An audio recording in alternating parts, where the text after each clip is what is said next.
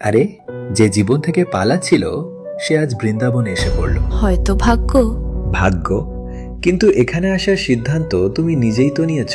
লোকে বলেছে যা মেলে তা ভাগ্য অনুসারে মেলে, তবে এত সংগ্রাম কেন? যেটাকে তুমি ভাগ্য বলছো সেটাকে আমি তো কখনো পুরোপুরি লিখিনি। আমি শুধু এতটুকুই ঠিক করি যে তুমি কতটা সইতে পারো।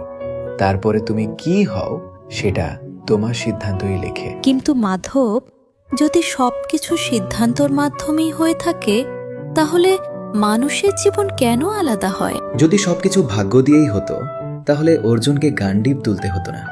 যুদ্ধের মাঝে আমি তাকে গীতা শেখাতাম না।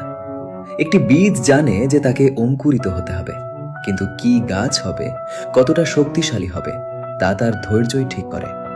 এখন তুমি বলো সখী, ভাগ্যকে দোষ দেবে নাকি আজ একটি সিদ্ধান্ত নেবে? রাধে রাধে।